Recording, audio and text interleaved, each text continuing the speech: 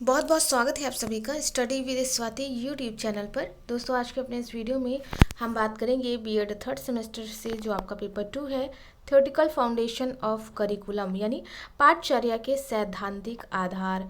तो इस पेपर से हम वेरी इंपॉर्टेंट क्वेश्चन आंसर लेकर के हाजिर हुए हैं अपने पार्ट 1 के वीडियो में। पार्ट 1 में हम लगभग 10 क्वेश्चंस को प्रोवाइड कराएंगे विथ उनके आंसर के साथ, यानी यहाँ पर जो भी क्वेश्चन बताए जाएंगे इनके आंसर भी आपको प्रोवाइड कराए जाएंगे। पेपर 1 की बात करें जो कि था measurement and evaluation in education, तो उसको मैंने अच्छे से कवर करा दिया था। उम्मीद और आशा है कि आपका जो पेपर हुआ होगा वो बढ़िया हुआ होगा। ठीक है, कमेंट द्वारा ज़रूर बताइएगा कि आपका पेपर कैसा हुआ आज का, जो कि 5 मार्च को होना था। ठीक है, तो दोस्तों यहाँ पर हम आपके एग्जाम में पूछे जाने वाले संभावित प्रश्न और न्यू क्वेश्चन पैटर्न पर बेस्ड क्वेश्चंस को ही इंक्लूड करेंगे। काफ़ी सारे बच्चों की डिमांड थी कि मैम पेपर 2 के लिए भी क्वेश्चंस बनाइए, बताइए कि कौन से ऐसे क्वेश्चंस हैं जो आने वाले एग्जाम में पूछे जा सकते हैं पेपर 2 में। तो यहाँ पर हम थ्योरेटिकल फाउंडेशन ऑफ करिकुलम से संभावित प्रश्न और न्यू क्वेश्चन पैटर्न पर बेस्ड ही क्वेश्चंस इंक्लूड कर रहे हैं। ये आपके एग्जाम के पॉइंट ऑफ व्यू से बहुत इंपॉर्टेंट होने वाले हैं। तो पार्ट 1 में हम 10 प्रश्नों को लेकर के हाजिर हुए हैं। पार्ट 2 में rest of the 10 questions provide कराए जाएंगे। उसके बाद आपके लॉन्ग क्वेश्चंस 2 पार्ट में, यानी टोटल आपको थ्योरेटिकल फाउंडेशन ऑफ करिकुलम के 4 पार्ट मिलेंगे और 4 पार्ट में आपका पूरी तरह से जो यूनिट वाइज चीज़ें हैं, सिलेबस वाइज चीज़ें हैं, वो कंप्लीट करा दी जाएंगी। वो भी आपके एग्जाम में पूछे जाने वाले प्रश्नों से रिलेटेड ही क्वेश्चन बताए जाएंगे। तो वीडियो अच्छा लगे तो लाइक, सब्सक्राइब और शेयर ज़रूर कर दीजिएगा। चलिए दोस्तों, हम क्वेश्चन नंबर 1 से शुरू करते हैं। क्वेश्चन नंबर 1 है कि पाठचर्या के संप्रत्यय से आप क्या समझते हैं। What do you understand by the concept of curriculum. तो हम देख लेते हैं क्या कॉन्सेप्ट है करिकुलम का। चूँकि कॉन्सेप्ट पूछा है करिकुलम का, तो पाठचर्या की अवधारणा में दिया है कि शिक्षा एक जीवन पर्यंत चलने वाली प्रक्रिया है जिससे बालक का चहुमुखी एवं सर्वांगीण विकास होता है तथा उसे ज्ञान का परिमार्जन किया जाता है। शिक्षा के अंतर्गत प्रशिक्षण की क्रियाओं का प्रयोग करके बालक के वर्तमान व्यवहार में उचित परिवर्तन किया जाता है। शिक्षा 2 प्रकार की मानी जाती है, औपचारिक शिक्षा और अनौपचारिक। औपचारिक शिक्षा क्या होती है, जिसे हम विद्यालय में ग्रहण करते हैं, सीधा सीधा समझ लीजिए। और अनौपचारिक जैसे हम अपने परिवार से चीज़ें सीखते हैं, समाज आस पड़ोस से, तो वो अनौपचारिक शिक्षा हो जाती है। तो ये 2 प्रकार देखने को मिलते हैं जब भी शिक्षा की बात होती है। इसके अलावा तीसरा भी प्रकार है निरौपचारिक शिक्षा का, लेकिन मुख्यतः हम 2 प्रकार की शिक्षा को ध्यान में रखते हैं। चलिए आगे देख लेते हैं। प्राचीन काल में शिक्षा द्विध्रुवी प्रक्रिया के रूप में थे, जिसमें बालक और शिक्षक ही था, पाठचर्या का नामो निशान नहीं था। ठीक है, द्विध्रुवी प्रक्रिया में 2 चीज़ें होती, बालक और शिक्षक। लेकिन जब त्रिध्रुवी है, जॉन डीवी जो लाए, ठीक है, एडम्स ने 2 ध्रुवी बताया था कि बालक और शिक्षक है, लेकिन जो त्रिध्रुवी है ये कौन लाया, ये जॉन डीवी लाए। इन्होंने पाठचर्या यानी करिकुलम को भी शामिल किया। विद्यालय में विद्यार्थियों को जो भी शिक्षा प्रदान की जाती है उसका एक निहित उद्देश्य होता है। शिक्षा प्रक्रिया में 3 प्रमुख प्रक्रियाएं हैं जिन्हें जॉन डीवी ने त्रिआयामी प्रक्रिया कहा। ये हैं उद्देश्य निर्धारक, शिक्षण पद्धतियाँ, पाठचर्या। हॉर्न ने शिक्षा प्रक्रिया के 4 तत्वों को आवश्यक बताया, शिक्षार्थी, पाठचर्या, शैक्षिक वातावरण और शिक्षक। तो ये कॉन्सेप्ट है अगर हम बात करें पाठचर्या की अवधारणा की। ठीक है, कॉन्सेप्ट में आप यही चीज़ें लिखेंगे, पाठचर्या को एक्सप्लेन नहीं करेंगे। पाठचर्या की अवधारणा पूछा है तो इसमें आप किस तरह से पाठचर्या को शामिल किया गया है। जैसे 2 ध्रुवी थी तो बालक और शिक्षक था प्राचीन काल की अगर हम बात करें, और त्रिध्रुवी में पाठचर्या को किस तरह से शामिल किया गया, इन चीज़ों को आप ज़रूर बताएंगे। किसने किसने पाठचर्या को रखा, जैसे जॉन डीवी ने रखा, इसके अलावा भी कई सारे आपके राइटर हैं, इन्होंने भी पाठचर्या को रखा। तो इतनी चीज़ें कॉन्सेप्ट के लिए काफ़ी रहेंगी, पढ़ लीजिएगा। चलिए देख लेते हैं अगला इम्पॉर्टेंट क्वेश्चन जो कि आपके एग्ज़ाम में पूछा जा सकता है। अगला जो हमारा प्रश्न इम्पॉर्टेंट हो जाता है, विषय केंद्रित पाठचर्या से आप क्या समझते हैं। What is meant by subject centred curriculum. Subject centred curriculum क्या है, इसको हम देख लेते हैं क्या होता है। तो ये रहा विषय केंद्रित पाठचर्या यानी सब्जेक्ट सेंटर्ड करिकुलम। विषय केंद्रित पाठचर्या का आशय उस पाठचर्या से है जिसमें पाठ्य पुस्तक पाठ्य पुस्तकों एवं विषयों को सर्वाधिक महत्व दिया जाता है। विषय केंद्रित पाठचर्या का प्रयोग सर्वप्रथम प्राचीन ग्रीक एवं रोम के विद्यालयों में किया गया था। विषय केंद्रित पाठचर्या में बालकों के स्थान पर विषय को आधार मानकर ही पाठचर्या का निर्माण किया जाता है। इस प्रकार की पाठचर्या का उद्देश्य बालकों को विभिन्न प्रकार के ज्ञान से अवगत कराना एवं उस ज्ञान को बालक के मानस पटल पर स्थायी रूप से अंकित करना है। विषय केंद्रित पाठचर्या पुस्तकीय ज्ञान पर अधिक बल देता है। इस प्रकार की पाठचर्या में बालकों का स्थान नगण्य रहता है। यानी कुल मिलाकर के इसमें जो है पाठ्य जो पुस्तक आपका केंद्रित है, विषय केंद्रित पाठचर्या है, इसमें विषय पर ज़्यादा ध्यान देते हैं। बालकों की इच्छा पर ध्यान नहीं दिया जाता। उनकी चीज़ों को ध्यान में ना रख करके हम विषय को केंद्र मानते हैं, यानी जो हमारा सब्जेक्ट है उसको ध्यान में रखते हैं। यही चीज़ इसमें कह रहा है। आगे दिया है कि विषय केंद्रित पाठचर्या पुस्तकीय ज्ञान पर अधिक बल देता है। इस प्रकार पाठचर्या में बालक का स्थान नगण्य रहता है, यानी दूसरा रहता है। पाठचर्या में ज्ञान को छोटे छोटे भागों में विभाजित करके उनसे अलग अलग विषय की पुस्तकों का निर्माण किया जाता है। इन पुस्तकों से ही बालक एवं शिक्षक अध्ययन एवं अध्यापन का कार्य करते हैं। विषय केंद्रित पाठचर्या में बालक की रुचियाँ आदि को महत्व ना देकर विषय वस्तु को ध्यान ज़्यादा इन पर दिया जाता है। ध्यान रखिएगा, जब भी आपका विषय केंद्रित पाठचर्या पूछे कि क्या है, तो इसमें आप ध्यान रखिएगा कि बालक की रुचियों को ध्यान में नहीं रखा जाता। बालक का जो स्थान होता है वो द्वितीय होता है। इसमें विषय को ही सब कुछ मान करके उसको पार्ट वाइज चीज़ों में डिवाइड करके हम उन चीज़ों को रखते हैं। ठीक है। आगे दिया है, इसी विषय वस्तु को ध्यान में रखकर शिक्षक अध्यापन करते हैं और जिसे बालकों को ग्रहण करना होता है। इसी विषय ज्ञान के आधार पर बालकों की परीक्षा ली जाती है। परीक्षा उपरांत मूल्यांकन के माध्यम से यह ज्ञात किया जाता है कि बालक ने विषय वस्तु से कितना ज्ञान अर्जित किया। तो इस तरह से आप समझ पाए होंगे यहाँ पर कि विषय केंद्रित पाठचर्या यानी सब्जेक्ट सेंटर्ड करिकुलम क्या है। तो सीधा सीधा ध्यान रखिएगा, इसमें सब्जेक्ट को ही सेंटर में रखा जाता है। क्योंकि देखने में ही लग रहा है कि सब्जेक्ट सेंटर्ड करिकुलम, ठीक है, तो विषय केंद्रित पाठचर्या आपकी यही कहलाएगी। ये एक तरफ से रटन प्रणाली को ज़्यादातर ध्यान में रखता है, यानी रटने की चीज़ों पर ज़्यादा ध्यान देता है। चलिए देख लेते हैं अगला इम्पोर्टेंट क्वेश्चन।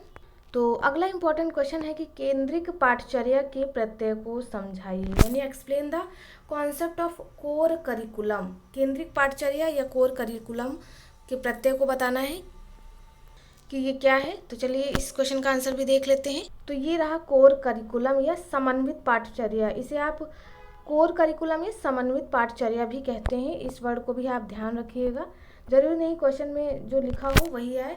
आपने मान लीजिए समन्वित पाठचर्या पूछा, याद किया है और उसमें लिख दिया है, जैसे कि प्रश्न में भी पूछा था कि केंद्रिक पाठचर्या के प्रत्यय, ठीक है, तो आप इंग्लिश वाला वर्ड देख लीजिएगा कि कोर करिकुलम पूछा है। तो इसका आंसर देखते हैं। तो क्या है कोर करिकुलम या समन्वित पाठचर्या। कोर पाठचर्या एक ऐसी पाठचर्या है जिसमें कुछ विषय तो अनिवार्य होते हैं एवं अन्य विषय ऐच्छिक होते हैं। अनिवार्य विषय प्रत्येक छात्र के लिए अनिवार्य होते हैं, जबकि ऐच्छिक विषयों के चुनाव के लिए बालक अपनी व्यक्तिगत रुचियों और क्षमताओं के आधार पर निर्णय लेने हेतु स्वतंत्र होता है। यह पाठचर्या अमेरिका की देन है। कोर पाठचर्या विषय केंद्रित एवं बाल केंद्रित पाठचर्या के विरुद्ध प्रतिक्रिया के फलस्वरूप विकसित हुआ है। इसके प्रचलन का मुख्य कारण आधुनिक समय की सामाजिक अव्यवस्था है। यह पाठचर्या इस बात पर अत्यधिक बल देती है कि विद्यालय अधिकाधिक सामाजिक दायित्वों को ग्रहण करे और सामाजिक रूप से योग्य एवं कुशल व्यक्तियों का निर्माण करे। तो यह था समन्वित पाठचर्या यानी कोर करिकुलम। आगे भी कुछ चीज़ें इसमें दी है। अतः समन्वित कोर, जिसे आप कोर कहते हैं, पाठचर्या का उद्देश्य मानव एवं समाज दोनों का विकास करना है। साथ ही साथ बालक को व्यक्तिगत एवं सामाजिक समस्याओं से संबंधित ऐसे अनुभव प्रदान करना जिसकी सहायता से वर्तमान एवं भावी समस्याओं का समाधान कर सके। उपयुक्त उद्देश्य की पूर्ति हो समन्वित पाठ्यक्रम में आने वाले अनिवार्य विषय भी इंक्लूड किए गए हैं, जिसमें पहला है विज्ञान, दूसरा है कला संगीत व प्रायोगिक कार्य, तीसरा है स्वास्थ्य शिक्षा एवं शारीरिक शिक्षा, गणित, भाषा एवं मानविकी एवं सामाजिक विषय। तो ये विषय भी पूछ सकता है कि कोर करिकुलम में कौन कौन से अनिवार्य विषयों को शामिल किया गया। तो ये 6 विषय हैं, इन पर आप ज़रूर ध्यान दीजिएगा। चलिए देख लेते हैं अगला इम्पॉर्टेंट क्वेश्चन जो कि आपके एग्जाम में पूछा जा सकता है। तो इन सब का आप चाहे तो स्क्रीनशॉट ले लीजिएगा, आपके पास बुक वगैरह होगी या फिर आपने नोट डाउन किया होगा इंपॉर्टेंट नोट्स में, तो उनको आप ज़रूर पढ़ लीजिएगा, इन क्वेश्चन को मतलब ज़रूर पढ़ लीजिएगा। और अगर कोई दिक्कत होती है तो आप मुझे बताइएगा, इनका जो आंसर है वो भी मैं टेलीग्राम चैनल पर प्रोवाइड करा दूँगी। वैसे तो इनके क्वेश्चन ही मैं प्रोवाइड कराती हूँ टेलीग्राम चैनल पर, स्टडी विद स्वाति के नेम से ही टेलीग्राम चैनल बना हुआ है, लेकिन अगर कोई दिक्कत होती है तो आप कमेंट में लिखिएगा तो इन्हें भी प्रोवाइड करा दूँगी। चलिए नेक्स्ट क्वेश्चन देखते हैं। अगला इंपॉर्टेंट क्वेश्चन है कि पाठचर्या के दार्शनिक आधार से क्या अभिप्राय है। बहुत इंपॉर्टेंट है, चाहे आपका शॉर्ट नोट्स हो चाहे लॉन्ग, ये क्वेश्चन जो है बहुत पूछता है। What is meant by philosophical basis of curriculum. तो इस क्वेश्चन का आंसर भी हम देख लेते हैं।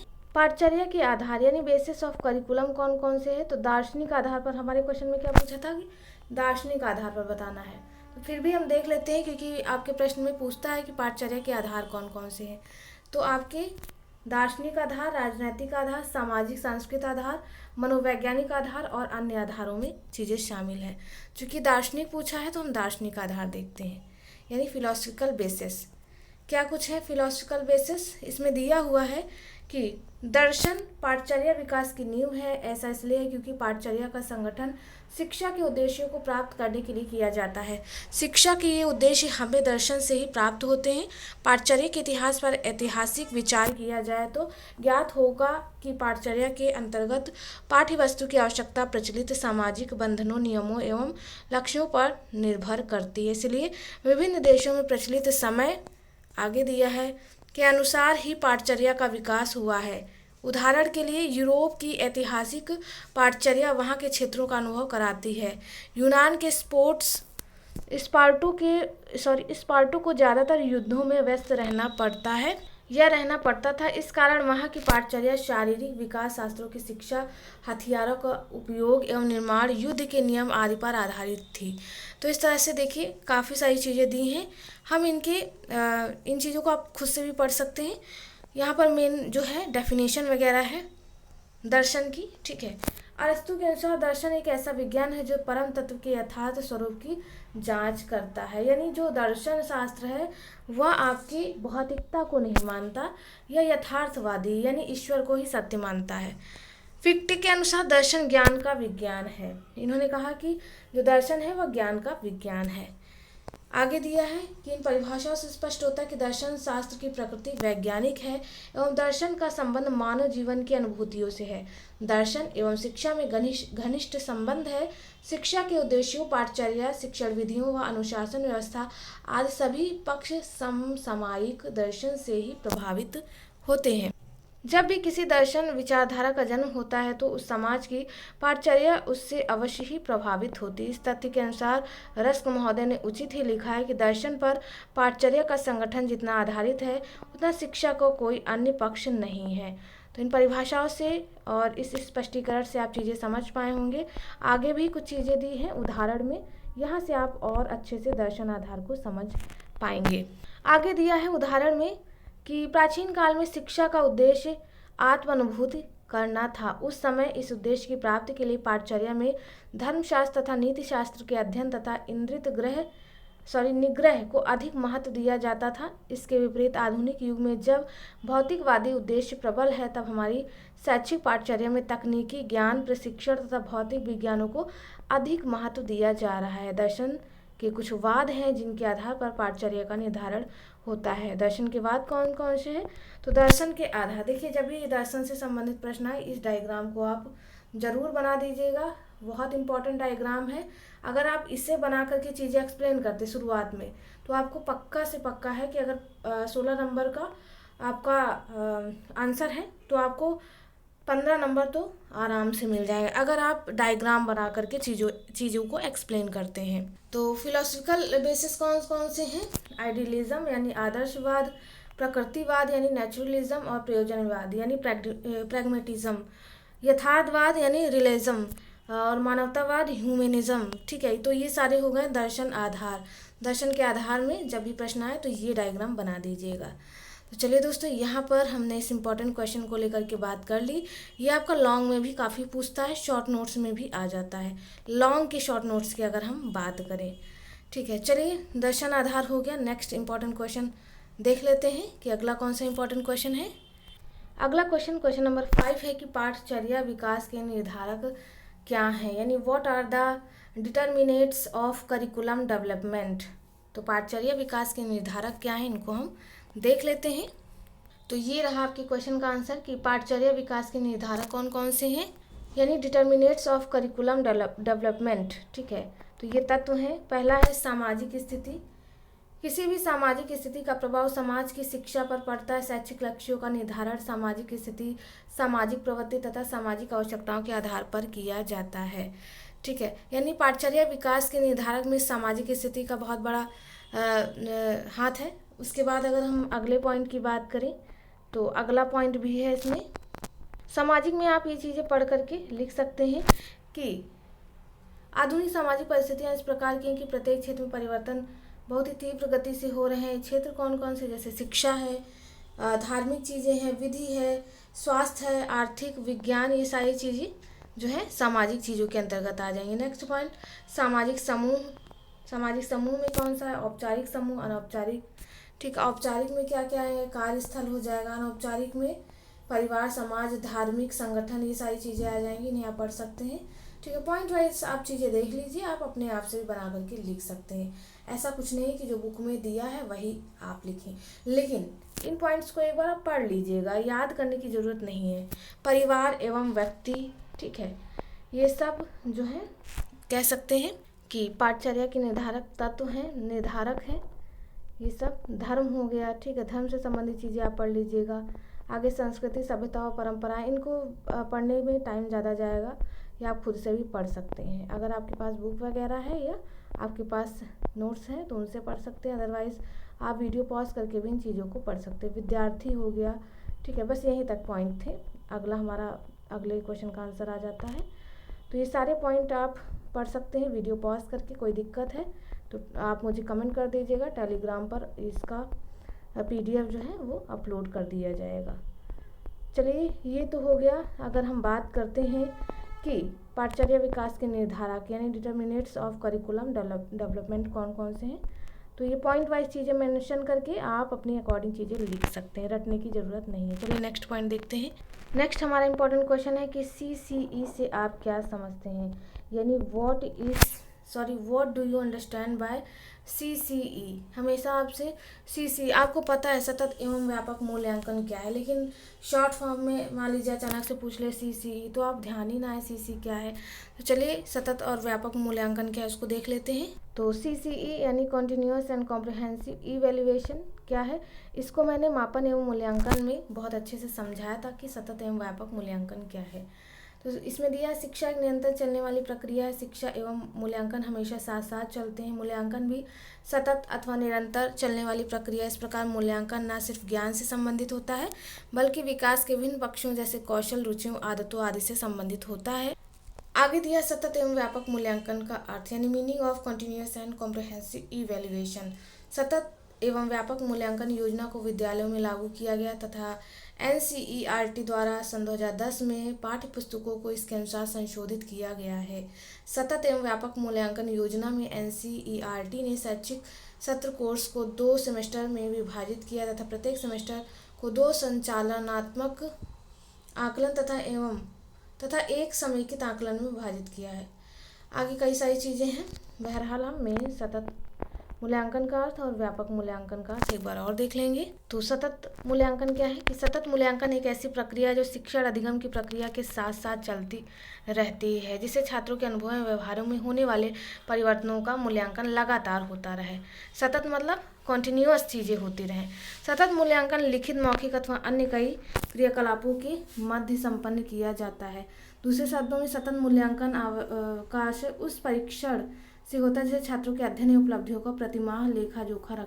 सतत मतलब आप समझ पा रहे हैं कि जैसे आपका मान लीजिए B.Ed है, B.Ed में कहा मैम ने यूनिट टेस्ट होगा, हर हफ्ते यूनिट टेस्ट, ठीक है, तो उनका सतत मूल्यांकन होता रहता है। या जैसे सेमेस्टर वाइज चीज़ें हैं तो ये सतत मूल्यांकन के अंतर्गत आएंगी। व्यापक मूल्यांकन, जैसे यहाँ पर व्यापक मूल्यांकन से अगर हम बात करें तो व्यापक मूल्यांकन का अर्थ ऐसी प्रक्रिया से है जो छात्रों की ज्ञानात्मक, भावात्मक या संज्ञानात्मक सभी पक्षों का पूर्ण रूप से व्यापक आकलन करती है।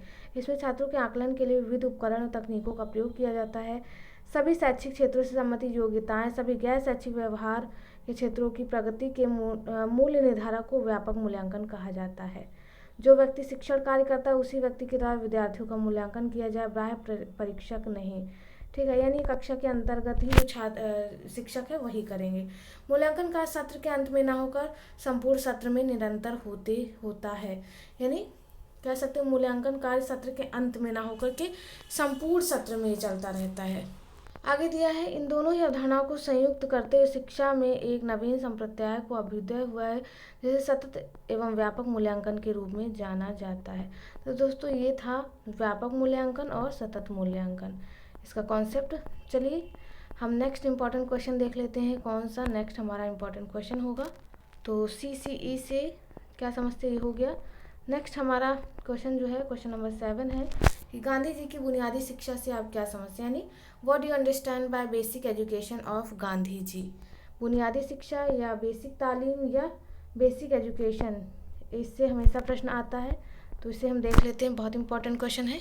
बेसिक शिक्षा यानी बेसिक एजुकेशन की अगर हम बात करें या बुनियादी शिक्षा की बात करें तो गांधी जी ने स्वतंत्रता की लड़ाई के साथ साथ तत्कालीन शिक्षा में भी अनेक महत्वपूर्ण सुधार किए।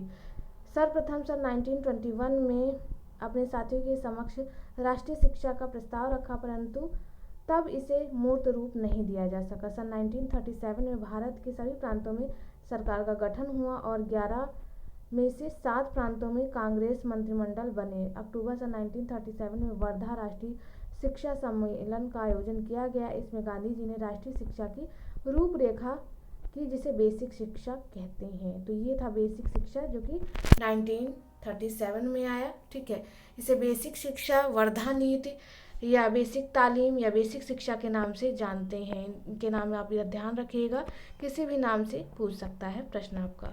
बेसिक शिक्षा का अर्थ क्या है कि बालकों का उनके वास्तविक जीवन से जोड़ते हुए आधारभूत ज्ञान और कौशलों को प्रदान करना, जिससे वह अपने आप को वास्तविक जीवन के लिए तैयार कर सकें। बेसिक शिक्षा की रूपरेखा भी पूछ सकता है, तो ज़्यादा पॉइंट नहीं, देख लेते हैं। तो बेसिक शिक्षा की रूपरेखा में पहला पॉइंट है कि 7 से 14 वर्ष के सभी बच्चों के लिए अनिवार्य एवं निःशुल्क प्राथमिक शिक्षा की व्यवस्था। ध्यान रखिएगा, इसमें 7 से 14 वर्ष के सभी बच्चों के लिए निःशुल्क और अनिवार्य प्राथमिक शिक्षा की व्यवस्था की जाए। शिक्षा का माध्यम मातृभाषा, संपूर्ण शिक्षा शिल्प अथवा उद्योग पर आधारित। फिर है शिल्प का चुनाव बच्चों की योग्यता एवं क्षेत्रीय आवश्यकता पर आधारित हो। बच्चों द्वारा निर्मित वस्तु का उपयोग करते हुए उनके द्वारा किए गए आर्थिक लाभ से विद्यालय व्यय को पूरा किया जाए। अगला पॉइंट है शिल्पों की शिक्षा बच्चों के जीविकोपार्जन के अनुसार हो। तो ये बहुत इंपॉर्टेंट पॉइंट थे अगर हम बात करें बेसिक शिक्षा की रूपरेखा की या बेसिक शिक्षा की। ठीक है, तो बहुत इंपॉर्टेंट क्वेश्चन है ये आपके एग्जाम के पॉइंट ऑफ व्यू से, इसे भी आप तैयार कर लीजिएगा। चलिए नेक्स्ट इंपॉर्टेंट क्वेश्चन देखते हैं। अगला इंपॉर्टेंट क्वेश्चन है पाठचर्या तथा पाठ्य पुस्तक में अंतर कीजिए। लॉ में भी क्वेश्चन बहुत पूछता है, मोस्ट इंपॉर्टेंट क्वेश्चन है आपके एग्जाम के पॉइंट ऑफ व्यू से, यानी differentiate between curriculum and syllabus. दोनों में अंतर पूछा है, देख लेते हैं इस क्वेश्चन का आंसर। तो ये रहा पाठचर्या एवं पाठ्यक्रम में अंतर, यानी difference between curriculum and syllabus. तो ये सारी चीज़ें हैं, तो ये हम सीधा पॉइंट देख लेते हैं इनकी, क्योंकि पॉइंट से आप दोनों के बारे में अच्छे से समझ पाएंगे। तो ये रहा डिफरेंस दोनों में, यानी पाठचर्या और पाठ्यक्रम में। तो पहला पॉइंट है पाठचर्या की अगर बात करें, पाठचर्या का क्षेत्र अत्यंत व्यापक होता है जो छात्र के जीवन के लगभग प्रत्येक पक्ष से संबंधित होता है।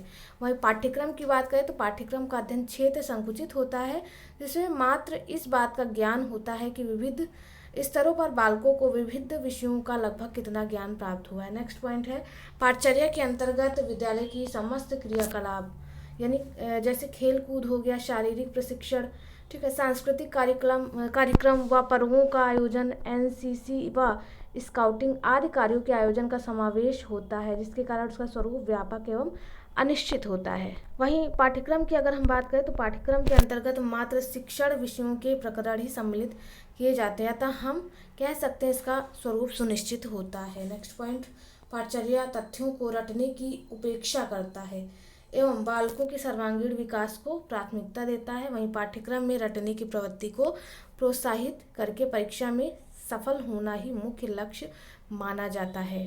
पाठ्यवस्तु में छात्रों की तत्कालिक क्रियाओं को महत्व दिया जाता है। नेक्स्ट पॉइंट है 4, पाठचर्या का क्षेत्र विशाल होता है, यह बालक के सर्वांगीण विकास का साधन है, जबकि पाठ्यक्रम पाठचर्या के इस लक्ष्य में उसका साधन मात्र है। आगे भी कुछ और इम्पोर्टेंट पॉइंट है, उन्हें देख लीजिए आप। आगे दिए कि पाठचर्या की प्रकृति, परिस्थिति, आवश्यकताएं, समस्याओं पर आधारित है। पाठ्यक्रम की प्रकृति की बात करें तो विषय वस्तु आधारित है। आगे कई सारे पॉइंट है। पाठचर्या का विकास सामाजिक एवं वातावरणजन्य परिस्थितियां, शैक्षिक व्यवस्था, शैक्षिक प्रणाली, परिषदें, समितियों के सदस्य करते हैं। और पाठ्यक्रम का विकास प्रबंधन, शिक्षक एवं उसकी योग्य तथा छात्रों की आवश्यकताओं द्वारा होता है। इसी तरह से और काफ़ी सारे पॉइंट हैं, ठीक है। पाठचर्या द्वारा सामाजिक परिवर्तन एवं स्थायी परिवर्तन होने की संभावना होती है। पाठ्यक्रम के द्वारा तत्कालिक गुणों में परिवर्तन की संभावना होती है। चूँकि आपका लॉन्ग में भी क्वेश्चन पूछ सकता है, तो दोस्तों ये सारे पॉइंट आप ध्यानपूर्वक पढ़ लीजिएगा। लास्ट के पॉइंट हम देख लेते हैं कि पाठचर्या अपने आप में विभिन्न तत्वों के संगठन से निर्मित होता है और पाठ्यक्रम विस्तृत पाठचर्या का एक आंशिक भाग होता है। कहने का मतलब जो आपका पाठचर्या है इसका विकास सर्वांगीण होता है और इसका जो विकास होता है पाठ्यक्रम का, ये सीमित होता है। व्यापक क्षेत्र होता है, इसका सीमित क्षेत्र होता है, ठीक है। इसमें पाठचर्या के अंतर्गत विद्यालय की समस्त क्रियाकलाप जैसे खेल कूद, शारीरिक प्रशिक्षण, सांस्कृतिक कार्यक्रम, ये सब आ जाते हैं और इसमें विषय को ही ध्यान में रखा जाता है। इन दोनों में यही अंतर है, ठीक है, कि विषय से हटना नहीं है, जो हमारा पाठ्यक्रम है उसी की ओर हमें बढ़ना है, ठीक है। तो ये चीज़ें हैं। सिलेबस का जो स्कोप होता है वो छोटा होता है और करिकुलम का बड़ा होता है, ये दोनों में अंतर है। इस अंतर को आप अच्छे से पढ़ लीजिएगा। चलिए नेक्स्ट क्वेश्चन अपना हम देख लेते हैं, जो कि इम्पोर्टेंट हो सकता है आपके एग्जाम के पॉइंट ऑफ व्यू से। तो नेक्स्ट क्वेश्चन हमारा है क्वेश्चन नंबर 9, अंतर विषयक पाठ्यक्रम से आप क्या समझते हैं, यानी what do you understand bye inter disciplinary curriculum. तो अंतर विषयक पाठ्यक्रम देख लेते हैं क्या है। तो ये रहा अंतर विषयक पाठ्यचर्या या पाठ्यक्रम, इंटरडिसिप्लिनरी करिकुलम। अंतर विषयक या अंतर विषयक पाठ्यचर्या से अभिप्राय 2 या 2 से अधिक अकादमिक, वैज्ञानिक या कलात्मक विषयों का आपस में सम्मिलित होना, अर्थात विभिन्न विषयों के मध्य अंतर संबंध या सह संबंध स्थापित होना। इसके तहत विस्तृत स्तर पर प्रैक्टिकल एवं प्रासंगिक विषयों को पाठ्यचर्या में सम्मिलित कर छात्रों को आवश्यक विषयों एवं समाज का एक साथ अधिगम कराया जाता है। अंतर विषयक पाठ्यचर्या छात्रों द्वारा विषय को अधिक गहराई से समझने, अन्वेषण करने आदि के लिए जिज्ञासु बनाती है। इसमें छात्र विषय का ज्ञान एकांगी रूप से नहीं प्राप्त करते, बल्कि वे उसके व्यवहारिक पक्ष को भी समझते हैं। इसमें केवल कला वर्ग या साहित्यिक विषय नहीं आते, बल्कि विज्ञान वर्ग के विषयों को भी सम्मिलित किया जाता है। इनकी विशेषताएं बहुत इंपॉर्टेंट है, देख लेते हैं। Characteristics of interdisciplinary curriculum. तो पहला है अंतर विषयक पाठ्यचर्या छात्रों में जिज्ञासु प्रवृत्ति उत्पन्न करती है, छात्रों को चुनौतियों का सामना करने में सक्षम बनाती है, छात्रों को बौद्धिक एवं व्यवहारिक ज्ञान प्रदान कर आत्मविश्वास का विकास करती है। नेक्स्ट है छात्रों को व्यक्तिगत एवं सहयोगात्मक रूप से कार्य करने की प्रेरणा प्रदान करती है। वही नेक्स्ट पॉइंट है छात्रों को विषय क्षेत्रों और विषयों को अलग अलग दृष्टिकोण से समझने में सक्षम बनाता है। तो ये हो गया अंतर विषयक पाठ्यचर्या, इसको बहुत अच्छे से पढ़ लीजिएगा, बहुत इंपॉर्टेंट क्वेश्चन है आपके एग्जाम के पॉइंट ऑफ व्यू से। चलिए नेक्स्ट इंपॉर्टेंट क्वेश्चन देख लेते हैं आज का। नेक्स्ट इंपॉर्टेंट क्वेश्चन है हमारा क्वेश्चन नंबर 10, पाठ्यक्रम में मूल्यांकन की आवश्यकता क्यों है, यानी why is the evaluation of curriculum needed. तो इसके क्वेश्चन का आंसर भी हम देख लेंगे। तो ये है इस क्वेश्चन का आंसर, पाठ्यचर्या मूल्यांकन की आवश्यकता है महत्व, ठीक है। महत्व या नीड मतलब आवश्यकता हो गई, इम्पोर्टेंस भी आप देख लीजिए। तो पाठ्यचर्या मूल्यांकन की आवश्यकता है महत्व को निम्नलिखित तथ्यों से समझा जा सकता है। पहला पॉइंट है पाठ्यचर्या मूल्यांकन विशिष्ट उद्देश्यों के मूल्यांकन के लिए एक अवधारणात्मक ढांचा प्रदान करता है। नेक्स्ट पॉइंट देखेंगे। नेक्स्ट पॉइंट है विभिन्न विशेषज्ञों ने मूल्यांकन के लिए विभिन्न मॉडलों का प्रस्ताव किया और ये बताया कि पाठ्यचर्या मूल्यांकन में क्या और कैसे विभिन्न तथ्यों को सम्मिलित किया जाए। नेक्स्ट पॉइंट 3 है मॉडल पाठ्यचर्या मूल्यांकन के लिए बहुत उपयोगी होते हैं, क्योंकि इनके आधार पर मूल्यांकन के मानदंड निर्धारित किए जाते हैं। नेक्स्ट पॉइंट है विभिन्न अवधारणाओं को समझने के लिए पाठ्यचर्या मूल्यांकन अत्यधिक आवश्यक है। अगला पॉइंट है पाठचर्या के लक्ष्यों उद्देश्यों को प्राप्त करने के लिए। नेक्स्ट पॉइंट है शैक्षिक कार्यक्रमों की सफलता का पता लगाने के लिए, छात्र की अधिगम स्थिति का पता लगाने के लिए, पाठचर्या की उपदेयता स्पष्ट करने के लिए, छात्रों की आवश्यकता का पता लगाने के लिए और छात्र शिक्षक एवं पाठचर्या के मध्य संबंध स्थापित करने के लिए। तो दोस्तों ये पॉइंट थे जब भी हम बात करते हैं इनकी आवश्यकता की, यानी पाठचर्या मूल्यांकन की आवश्यकता एवं महत्व की। तो इन पॉइंटों को आप ध्यान में रखिएगा। तो आज के इस वीडियो में बस इतना ही, यानी क्वेश्चन नंबर 10 पर हम रुकेंगे, ठीक है, क्योंकि काफ़ी सारे क्वेश्चन हैं। अगला जो वीडियो आएगा पार्ट 2, इन सभी रेस्ट ऑफ द क्वेश्चंस और इनके आंसर को लेकर के बात की जाएगी। आज के इस वीडियो में हम यहीं पर रुकेंगे। चलिए देख लेते हैं अगले वीडियो में कौन कौन से क्वेश्चन को प्रोवाइड कराएंगे। तो आज के इस वीडियो में क्वेश्चन नंबर 10 पर रुके हैं। नेक्स्ट वीडियो में रेस्ट ऑफ दी कुछ और क्वेश्चन, ये सभी क्वेश्चंस जो हैं उनको लेकर के हम बात करेंगे विद इनके आंसर के साथ। तो दोस्तों आज के इस वीडियो में बस इतना ही। वीडियो अच्छा लगा हो तो लाइक शेयर सब्सक्राइब ज़रूर कर दीजिएगा। चलिए दोस्तों मिलते हैं अपने एक नेक्स्ट वीडियो में। Thanks for watching.